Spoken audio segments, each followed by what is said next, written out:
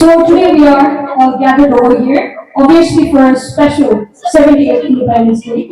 So today we are here for a panel discussion on the topic Lesson Learned from the Freedom Fighters. So today, first of all, I'm going to introduce all the panelists and myself. First of all, myself, moderator Rudisha Chetri from 12 Science. And introducing the panelists, we have Sisi Hamalimbu from 11 Arts. We have Mustafa Limbu from 11 Science. Geeta Chetri from 11 Science. Darpan Mishra from 11 Science. Simi Hamma from 11 Arts. And Avinash Chetri from 12 Science. Darpan. So, as you all know, the topic is lesson learned from the freedom fighters, right? So, I would like to ask you, is that can you just explain us, like, just talk about any of the freedom fighters that you have been inspired from? So I want to talk about two freedom fighters, namely Mahatma Gandhi and Subhash Chandra Bose, the two most prominent figures during the end of the freedom struggle. One who was leading the non-violent group and the other who was leading the violent group. Mahatma Gandhi, as we all know, was the spiritual and political leader of India. He introduced the concept of non-violence for the first time in the Indian freedom struggle.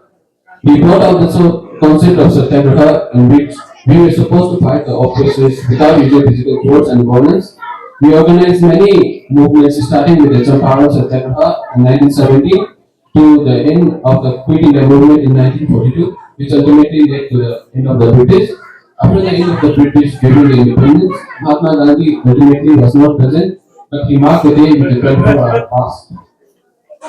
I would like to ask you that you just talked about like two leaders, right? That you have been inspired from. Like you talked about Mahatma Gandhi as well as like Subhash Chandra Bose, and you just said that Mahatma Gandhi was the one that who like chose the path of non-violence, and whereas the Subhash Chandra Bose chose the path of violence, right? So why did you choose both of them and speak about them? So my inspiration behind using both of them that a coin always has two faces. So if you require good measures, you will also require bad measures. Mahatma Gandhi was the one who was pursuing the British, who was negotiating with all the countries, negotiating with all the leaders, and Subhash Chandra Bose was the one fighting in the front, leading the people of India, leading the groups against the British. So that is my inspiration. Thank you, Doctor. Pardon me, everyone. I have a question for you, Darpan. As you talked about Subhash Chandra Bose, and we everyone know that the death of Subhash Chandra Bose has always been a mystery, right? So, what's your opinion on this? So thank you for the question, first of all, Avinash. And the question you have raised is a very interesting one. Yes, indeed, Subhash Chandra Bose's death is considered a mystery. Usually, it is said that it was heard on the radio that he died of a plane crash in 18th August, but that was just the rumors due to gaining views on social media. Many people upload many rumors. So I'd like to talk about some of the rumors.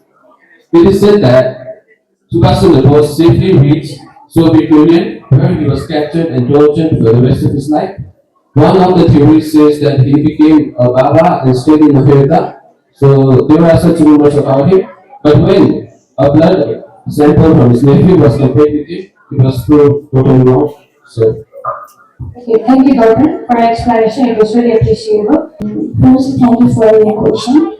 And I would like to talk about the authentic trio of freedom fighters who were known as Lal Bal, and their full name is Lala Lajpat Rai, Bal Gangadhar Tilak, and Bipin Chandra Pal.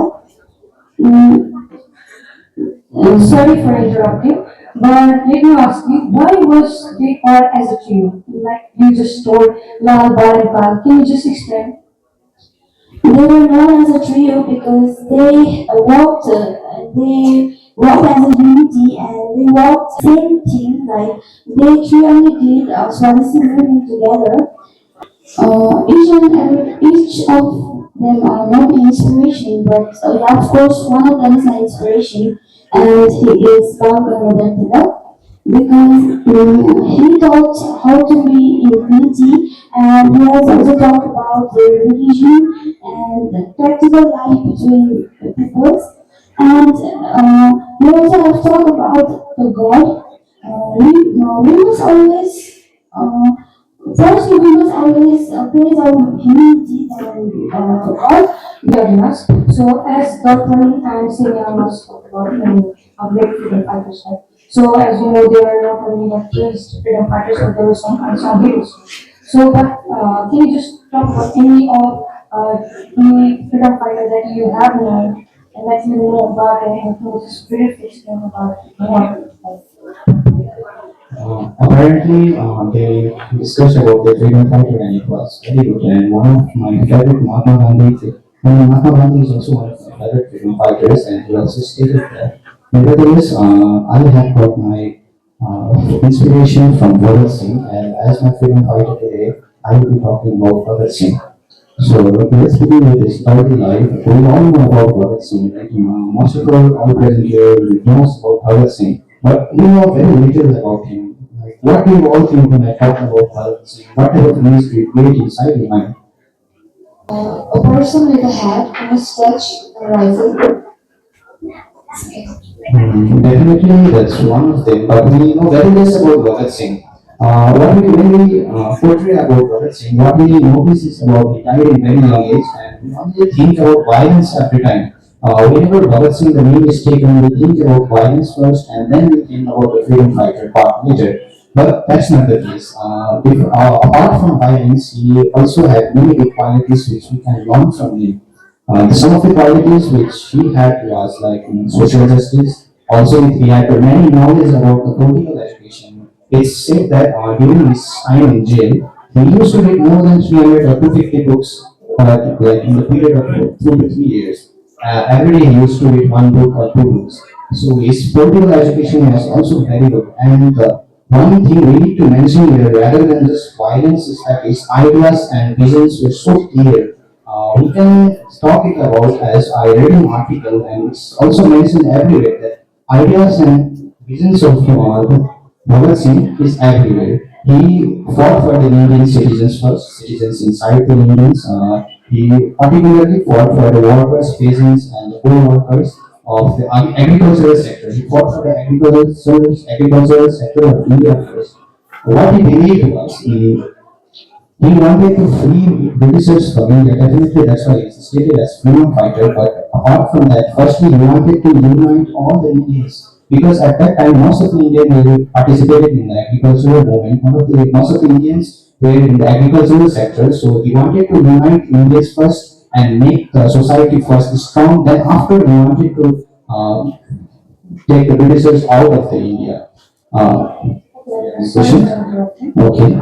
So, as I have read, I have known that Bhagat Singh is known as that or was called as Sahib or like martyr, right? So, in your perspective, what do you think? Why was he called as martyr or like Sahib? Apparently, I appreciate your question, Diksha, but for this, I need to talk about his early life first, as I was telling about his visions and ideas I was sharing about him. So, for this question, I need to go inside his early stage of life. What we can find in the deep down history of Bhagat Singh is that in very small age, 12 or 14 years old, when people don't realize their responsibilities, right? They don't realize responsibilities to their families, for their society, for the nation. But at that time, his visions and his mind was so mature that he fought in every moment, every protest, and he even joined the civil disobedience movement which was led by Mahatma Gandhi. So, talking about your question, he was called Sahid or the martyr because he wanted to, the people, the people from the nation wanted to give him or pay him some respect. They wanted to pay him respect as in a very young age he died by the execution. So he was sentenced to death and he died due to execution. So the people or the citizens of India, in order to pay him respect, all the necessary Sahid or the martyr. Thank you, Avinash. I would like to ask one question to all of us. That Bhagat Singh was a person, a religious person, and it is said that he was a great devotee of Lord Krishna. So during partition, what would you think that what was his motive behind? I appreciate your question, but what I find is that in a very young age, I already stated he died at the age of 23, and the partition was done later on in the 90s, 1950s, 1947 time. So if he would remain alive at that time, I would suggest that he would definitely support the part of Mahatma Gandhi, where he didn't choose that partition between the two countries. He wanted India and Pakistan to remain as one country, and I would definitely say that Bhagat Singh would also agree on that. Okay, thank you for your discussion. So coming to next, Gita. Okay, as they have talked about like known leaders, right? They were like praised leaders for this struggle. So, in your perspective, can you just talk about any of unsung heroes that they were like there for freedom, right? But they are not praised for this struggle. Can you just explain us any of? Thank you so much for your question. I really appreciate it. So everyone knows about Mahatma Gandhi, Dr. B.R. Ambedkar, and Jawaharlal Nehru. But do you even know there are some of those unsung heroes who sacrificed their life at a very young age for the upliftment of the people of our country? So I'll be talking about one of them. He is Alluri Sitarama Raju. He was an Indian revolutionary who fought for the British colonial rule in India. So I just want to talk a little about his life struggle. When he was in the age of 12, he lost his father, and the burden of his family came on his soldier. So here we need to learn is at a very young age, an individual can't take any responsibility of their family, right? So I'll be taking my example because though I've crossed the age of 12, I still don't have the courage of saying that yes, I can take responsibility of my family. But after hearing about him, what I thought is age doesn't matter, but the courage, bravery, struggle matters. And I actually felt like yes, if he can look after his family at the age of 12, then why can't I? So I just want to talk a little about his contribution towards India's independence. So he led two movements, so-called Guerrilla Campaign in the eastern Ghats of Andhra Pradesh, and another one is Rampa Rebellion. So he led two movements for seeking the same motive, that is justice for the tribal community people, because they were against the oppressive forest law posed by the British colonial government. So at a very young age, he united and mobilized the tribal community people to fight against the oppressive forest law opposed by the British colonial government. And even he improved the mentality of the tribal community people and united them to fight for it. So, sorry for interrupting, but I have a question for you. So, like as I told that you just told that he was unsung heroes, right? So some of them are like praised for their work and so on, right? But do you think that their work and their struggles should be recognized or not? In your perspective, what do you think about that? In my perspective, what I think is they should obviously be recognized because even they have sacrificed for the India's independence, they have sacrificed their life at a very young age. And Alluri Sitarama Raju, he sacrificed his life at a very young age of 26 for the upliftment of the tribal community people. So, sorry for interrupting. Geeta, I would like to ask, as we know that Alluri Sitaram was a great follower of Mahatma Gandhi, but can you please tell me why did he choose the path of violence? Okay, so I have also read somewhere that Alluri Sitarama Raju was a great follower of Mahatma Gandhi. He every time talked about the greatness of Mahatma Gandhi, saying that he was inspired by the non-cooperation movement. But as we know, he also told people to wear khaki and give up drinking like alcohols and liquors. But as we know that Mahatma Gandhi followed the practice of non-violence, but already Sitarama Raju fought with the practice of violence because he asserted that India would only be liberated if there is a use of force, not non-violence. I hope you are satisfied with the answer. Okay, Geeta. Thank you for a great explanation. So can you just pass the mic to the next one? Okay. Next time as we talked about one of the unsung heroes, right? So can you just talk about any of your inspiration? Who inspired you? The leader that inspired me is Birsa Munda.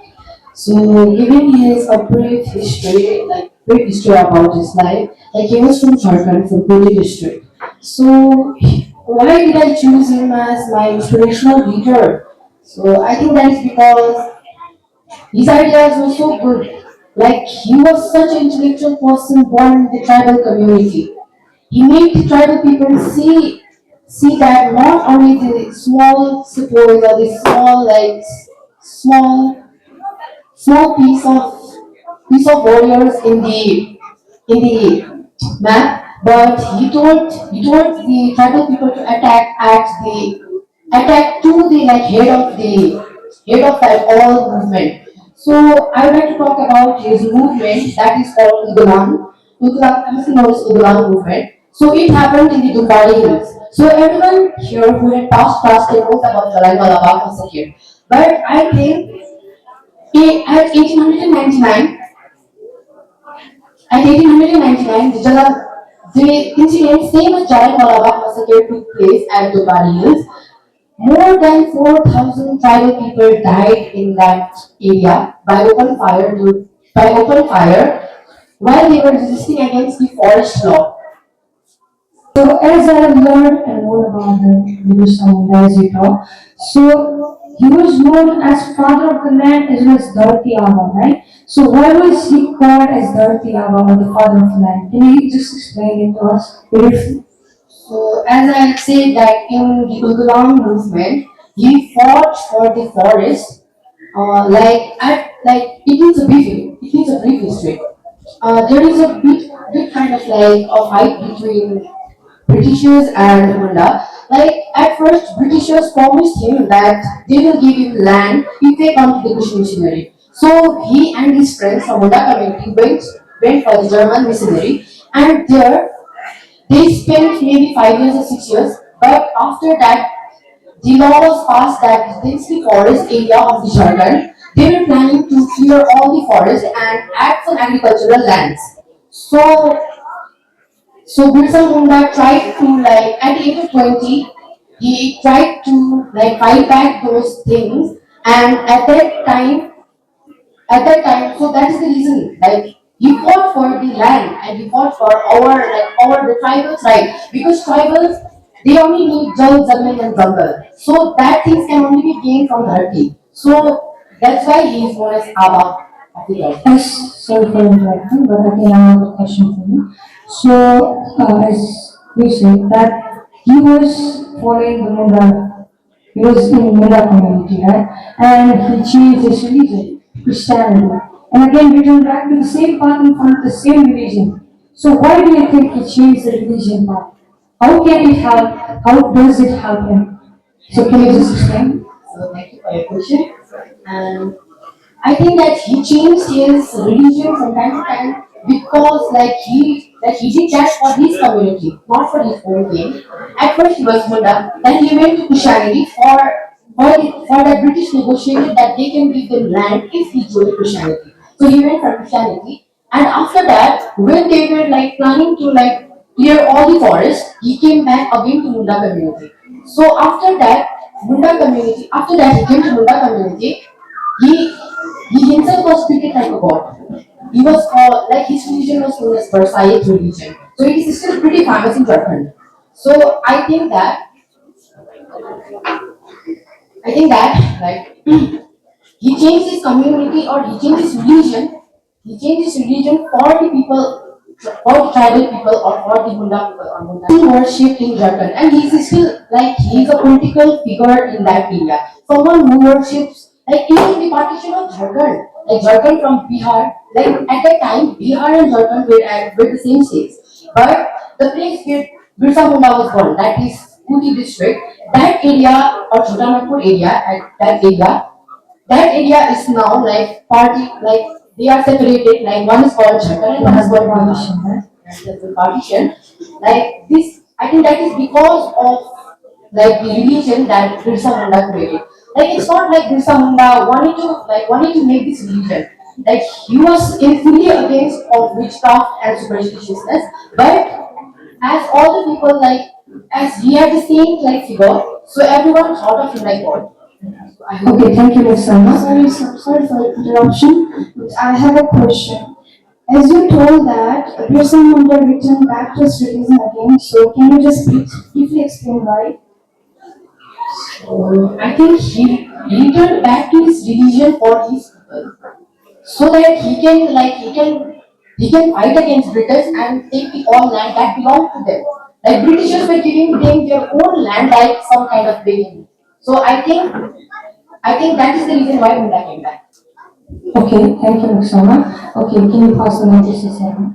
Okay, I would like to ask you, can you just stop and explain us that as the topic goes on, like you wish you learn from freedom fighters, right? So can you talk about any of the freedom fighters that you have been inspired to?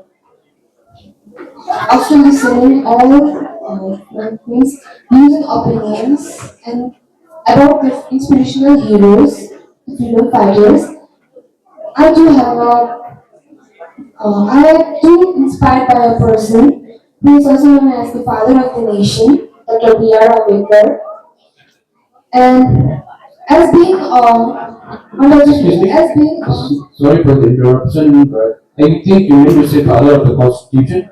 yes, I mean to say father of the constitution. Sorry, I'm so sorry. He belonged to an untouchable family. He was the 14th child to Ramabai Ambedkar as well as Bhimraj Ambedkar, Bhimrao Ambedkar.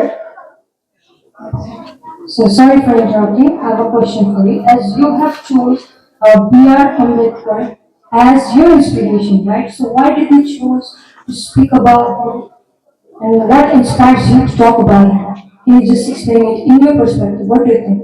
In my perspective, I think that he was a person born with that quality to free the Indians not only from the British, from also from the mindset and the evil thinking of the societies. That's why I've been inspired by him. That we should, whenever, if a person that is belong from a lower caste or any other backward classes, he or should be given a will to, he or should have a persistent to reach the goal without questioning. So, okay, as BRM, you just told that BRM was the one who fought for like untouchability system, right? Like a caste system. So, what do you think about it? Like, how did he realize to like fought against that and draft a constitution against that? When he was at the age of 14 years, he first he experienced his first racial discrimination in his society. He was discriminated by the higher classes like Brahmins and all. And when he started the Dalit movement when he started his Dalit movement from 1927. He got the ideas and many important ideas from many leaders which had started the Dalit movement earlier than him. Then he started his Dalit movement from the 1927. For Dalit, he stood against the Mahatma Gandhi as well, and they do have a conflict that one should have reservation for the Dalits and another should have reservation for all the castes that belong to India. And after that, the demand of Dalits were fulfilled, and it was announced that in communal order that Dalits are provided the reservation. Because of that, Mahatma Gandhi went fast on to death, and the compromise had arrived between them. There comes a compromise, the Pune Pact, which was signed between Mahatma Gandhi and B.R. Ambedkar. The Pune Pact says that reservation should be provided to Dalits in full of general constituencies, which was done on 24th September 1932.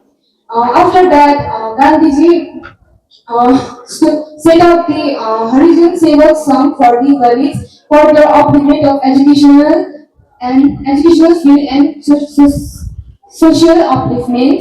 After that, P.R. Ambedkar was still not satisfied with that he thought that he was not able to Sorry if I'm interrupting you, But I'd like to ask that as PR Ambedkar, like as I have heard, as far as I know, that PR Ambedkar like asked for the separate electorate, and like after that, when the like negotiation came, that Gandhi gave you only like reservation for the Dalits. Do you think that we should get a separate electorate, or do you think that this is fine, that reservation is fine? I think Sorry, I would like to add something on that. So your question basically requires upon the situation. So the Dalits at that time were at a very poor condition. They were discriminated, not allowed to get into temples, not even allowed to use the public toilets. So yes, of course, they needed reservations at that time. But let's take another case of that time of Muslims when they demanded reservation. It was not given to them, and the result was the formation of Pakistan. So I guess your answer really depends on the situation. Thank you, Doctor, for answering the question. So, if the audience have any question, you can ask the question. Okay, now this question is to all panelists. Whoever's able can answer, no problem with that. So, first and foremost question is, as you all know, freedom fighters have played a vital role. So only because of them we are here free to, we are free and we are free to play and we are talking and doing this sort of what the panel discussion. So whether the family of freedom fighters they deserve reservation in the present context or not. Thank you for the question, Principal Sir. So, what you're saying is that basically the families of the freedom fighters require reservations or not. So, in other countries such as Bangladesh, reservations are provided to the families of the freedom fighters. But in India's case, it is a very different story. India's freedom fighters were the ones who voted to create equality, unity. So what I believe is that if there were special provisions provided to those freedom fighters, those families, then that would create inequality and oppose the very ideas of the freedom fighters. Next question. Just imagine you are a 20 years old boy and India's freedom struggle movement was actually big. And there were two ideologies put forward by Mahatma Gandhi and Subhash Chandra Bose.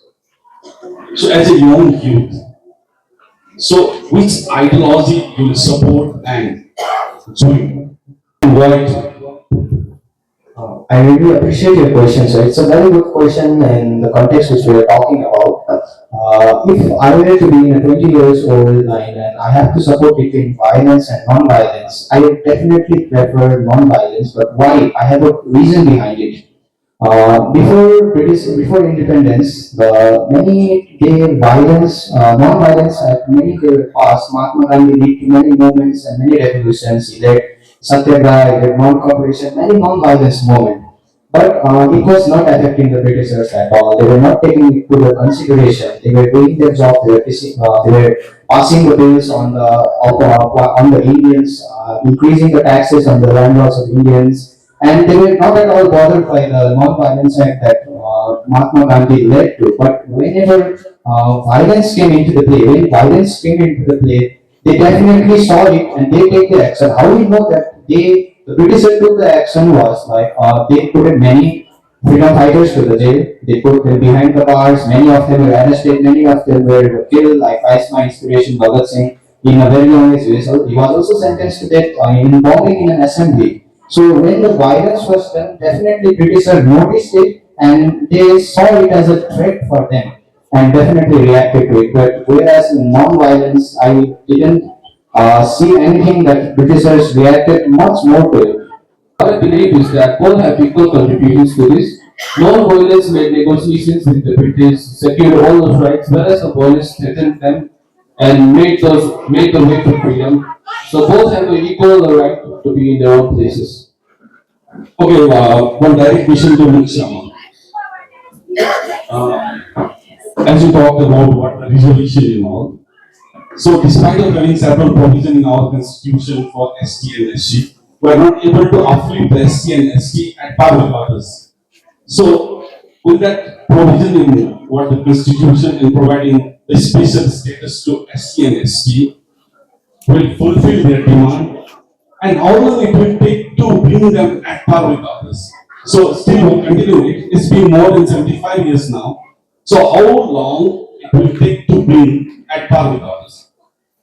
Or I don't know the time, how much it will take for the people to change, or the people of this, or sorry, the tribals to, so how much SC or ST will take to change.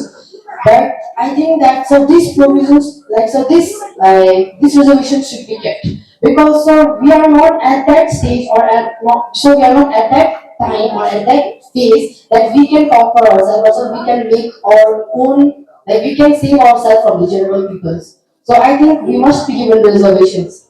So as we all know that, or there's a two theories, especially in regard to the development of India. The foundation stone was laid down by Britishers prior to 1947, and there is one set of scholars. They believe that the foundation stone of modern India is laid down only after 1947. So, which one is supported? So the British definitely laid some of the things such as the schools, trains, and many others. But what I believe is that they took more than what they gave to us. They have brought India more than what they have given. So I believe it's fair to say that India has developed after independence more rather than during the British time. Thank you, Dharma. Okay, dear panelists, so I have two questions for you. So anyone you can answer it. Before this real independence, that is 1947, we heard that the Sipai mutiny was there in that occurred in 1857, right? And but Indians were killed in that revolution. So from that, in our today's scenario, can we learn something from that situation? That is why Indians fail in that particular independence revolution. Thank you for the question, sir. So differences in religions, all those religions were fighting over. The British had newly come to India, making that you must have that famous rule divide and rule. So British were dividing all those religions, making conflicts among them, among the Mughals, the Hindus, the Sikhs, and the unions were not united, and also they were very much less powerful in terms of firepower. British had all those modern ammunition such as guns, cannons, whereas Indians with the swords, spears, etc. Such as so I guess the reason for the failure was the disunity. Okay, thank you. And I think this type of situation may arise in future too. And can we learn something from that revolution? What should we do if that kind of situation or colonization came in India in future? I think that if that kind of colonialism or that kind of imperialism came to our country, I think that all the peoples are right now united. I think that all the people of India, while seeing the tricolor of our country, they must feel something inside from themselves. I do feel that thing. That whenever I see someone celebrating Independence Day, I feel like we are one. We are from India. So I don't think that we will be distributed or we will be treated by other peoples. Okay, thank you. So next question is we talk about unsung heroes. So one of your participants was saying, and I think actually there are not unsung heroes actually, but they are quite neglected in our country. So from some section of the society or some communities, even we can take example of our community, Gorkha community too. So we have some contribution in independence. So can you highlight the name of those freedom fighters from our community too? That we must remember their name too. So there are not many freedom fighters from our community that are so much well known, but one of the freedom fighters, also known as Trilochan Gandhi Popre, he was from the Darjeeling Kalimpur region. He was basically a great follower of Mahatma Gandhi and participated in most of his movements. As we all know, Gandhiji never declared his sons as his natural sons as his heir. So one of those people who Gandhiji declared that his hair was 3000 Cochrane, so that is how we got the Gandhi in his name. Thank you. So there are many other people too, like Major Durga. His statue is there in front of Parliament, is it? And from our other communities, Helen Lepcha, I think, she is popularly called Nightingale of the Hill, I think, our community, Helen Lepcha. And she has much more contribution in our revolution. Uh, when I was student, we studied about Narendra Prasad Tumai. I think he was from Dehradun, and he was also known as the freedom fighter of the country. So we must remember Kaptan Ram Singh Raghunath, as we always sung our national anthem written by Rabindranath Tagore. But music was the main contribution of Captain Ram Singh Thakuri. He was also regarded as the freedom fighter in various aspects. Thank you. All right, thank you very much. First of all, it was a very interesting panel discussion today we witnessed here. Firstly, I just go ahead and want to interact with Avinas because he talked throughout the life struggle of the Ching. We came to know that when he was actually stepping onto the gallows structure or cross kind of structure wherein the hanging to be person will be put in before he was hanged to be dead, right? So when he was stepping into the structure, he was asked to be there. He was happily stepping onto the structure. What is your perspective on this? How would a person can be so happy and so having no guilt of what he is going through in a minute or so? So how would a person be so like glad, happy when he's sleeping, that he knowing the fact that his death is there? So can you just put on your perspective on this? Maybe so I'm definitely going to put my perspective on it. And I was also going to cover the details of him and his speeches, all the quotes he did later on, the later part of this panel discussion. But as you have asked now, so I should answer the question. So first, let's talk a little bit backwards at why he went to the execution center. As I already stated before, that because of the bombing in the assembly of the British assembly, he was caught and then taken for the execution. So your question was that why he was so happy, why was he so happy, and why was he smiling even during his last moments? I think because he was confident. He was confident about what he did towards his nation, and he had no guilt. He had no guilt of what he did. What he thought was at his last moment that what I am doing and what I did was everything was right, and I did nothing wrong. And even after, in the future, the people are gonna remain.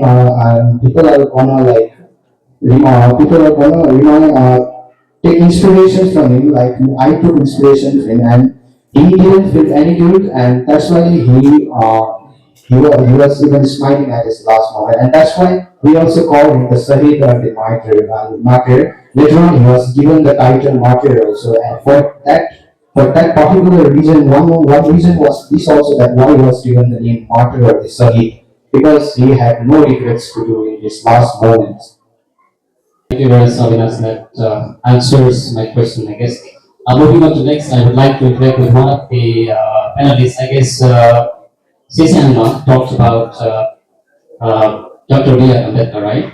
So we all know, he also talked about him very much in detail, like he was the architect of the Indian Constitution, he was the father of the Indian Constitution as well. But somewhere I read that he was a polyglot. When we say polyglot, he was well versed in many of the languages, right? So as a person, I want to ask you, like as a person, as an individual, how important is to be well versed in many languages or as polyglot? Your perspective is. I think that being capable to speak in many languages, we can take example of Dr. B.R. Ambedkar, as he was able to speak in many languages like Pali, English, Hindi, Marathi, Gujarati, French, German, etc. We people also should try to speak in languages, in that languages, so that we can communicate and make interaction, make connection with other peoples. Sir, adding to this is that, sir, I think as a polygons, they are important because, sir, so if someone translate us what they are speaking, so we might not be able to find it that interactive. But sir, if we understand it by ourselves, by knowing what kind of feelings they are saying those things, we will be able to interact and understand the things in a different level. So I think as a polygon is very, very important. And so we are always for that thing. Okay, so I think audience have no question. So I would like to conclude this discussion. So thank you for the attention that you gave in this discussion. I think you got to know about many things from the discussion. So thank you all the panelists for the time, and thank you for everyone sharing your inspiration and your freedom fighters who inspired you. And thank you very much.